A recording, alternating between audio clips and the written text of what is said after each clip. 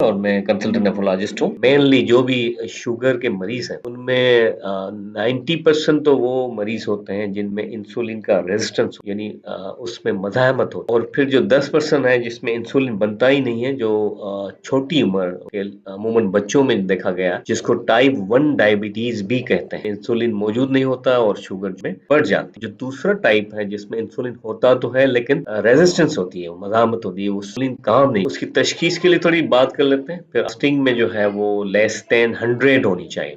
Fasting से मुराद ये खाना पीना तकरीबन 12 घंटे से ना हो, जिसको हम फास्टिंग स्टेट कहते हैं। और उस टाइम जो हम ब्लड ग्लूकोज चेक कर रहे होते हैं तो उसको हम फास्टिंग ब्लड ग्लूकोज कहते हैं। 100 से कम होनी चाहिए। अगर हमारे इंसुलिन सही बन रही है, पेनक्रियास मौजूद है, पेनक्रियास के सेल्स सही इंसुलिन बना रहे हैं, तो वही अगर बंदा खाना खाता है तो खाना खाने के तकरीबन 2 घंटे के बाद जो ग्लूकोज 200 से ज्यादा नहीं होनी चाहिए अगर उनके जिस्म में इंसुलिन अच्छी खासी मौजूद। इसी तरह से अगर एक और टेस्ट होती है जिसको HbA1c कहा जाता है। HbA1c एक एवरेज शुगर बताता है परसेंटेज में, जो 3 महीने का एवरेज होता है। नॉर्मली 5.7 से कम होनी चाहिए। यहाँ मैंने 6.2 दिखाया है। बेसिकली 5.7 और 6.2 ये एक रेंज है जिसके बीच वाले प्री डायबिटिक कहलाते हैं। प्री डायबिटिक एक स्टेट है जिसमें ना तो उस बंदे को शुगर है ना वो नॉर्मल है, यानी वो एक ऐसी स्टेट है कि वो जल्द ही डायबिटिक हो जाएंगे अगर उन्होंने कंट्रोल नहीं किया, और वो अगर 6.2 से ज्यादा होगी तो फिर वो डायबिटिक हो जाते हैं। लेकिन नॉर्मल कहने के लिए 5.7 से कम। इसी तरह से फास्टिंग ब्लड शुगर की जो रेंज है वो 100 और 26 के बीच में होती है, जिसको प्री डायबिटिक कहते हैं, और ये तकरीबन 140 और 200 के बीच में अगर हो तो ये प्री डायबिटिक ग्रुप हो। प्री डायबिटिक वाली जो चीज है वो आपको समझ में आ गई। अब बात करते हैं अलामतें। बहुत सारे लोग जानते भी हैं, बहुत ज्यादा प्यास लगना,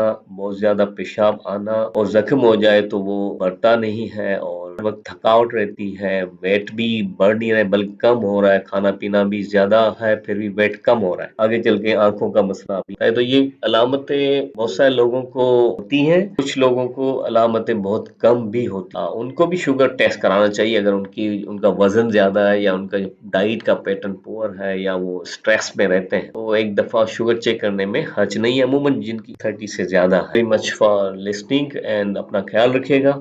चैनल को सब्सक्राइब करें। अस्सलाम वालेकुम।